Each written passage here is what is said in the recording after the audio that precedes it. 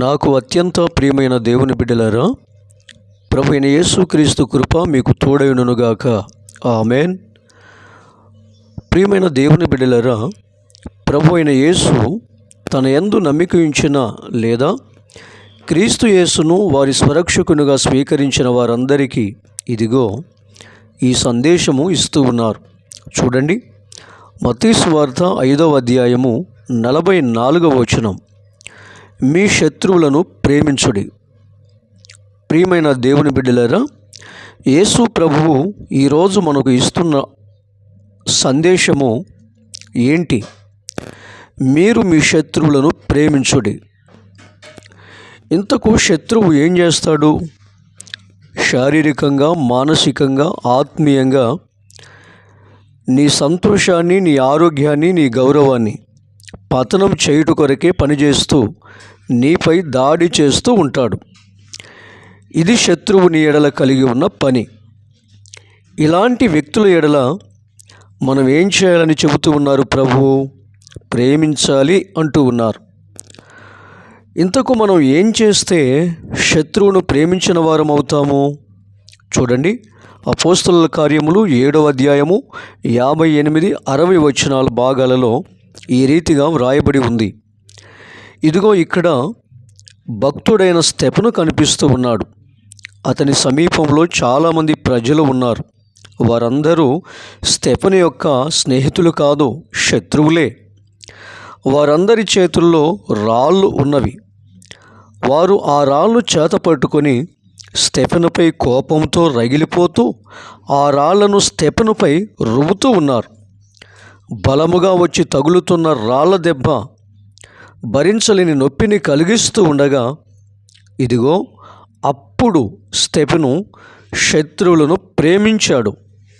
అవును, ఎలా చెప్పగలము స్తెఫను శత్రువులను ప్రేమించాడు అని? చూడండి, అపోస్తలుల కార్యములు 7వ అధ్యాయము 60వ వచనంలో ఈ రీతిగా వ్రాయబడి ఉంది. స్తెఫను ప్రార్థన చూడండి. ప్రభువా, వారి మీద ఈ పాపము మోపకము అని వేడుకుంటూ ఉన్నాడు. అంటే వారు కూడా నావలే కొట్టబడాలి, బాధపడాలి, చంపబడాలి అని కాకుండా, దేవుడి వారి పాపములకు శిక్ష విధించాలి అని కాకుండా, దేవుడు వారి పాపములను క్షమించి వారికి క్షేమము ఇచ్చి వారందరూ బాగుండి వారందరూ రక్షణ పొందాలని కోరుకుంటున్నాడు స్తెఫను. ఇదే శత్రువులను ప్రేమించడము అంటే. ప్రభు అయిన యేసు ఆ కల్వరిలో తనను హింసిస్తున్న, చంపుతున్న వారిని క్షమించి తన ప్రేమను వారి ఎడల కనపరిచాడు. అదే కల్వరి ప్రేమను ఈరోజు మన శత్రువుల ఎడల మనము కూడా కనబరచాలి అని ప్రభు ఆశిస్తూ ఉన్నారు. శత్రువులను ఎందుకు ప్రేమించాలి? మత్తయి సువార్త 5వ అధ్యాయము 44లోనే ఈ రీతిగా వ్రాయబడిన ప్రభు మాటలు చూస్తున్నాం. మీరు పరలోకమందున్న మీ తండ్రికి కుమారులయుండునట్లు అని వ్రాయబడిన మాటను మనం చూస్తున్నాం.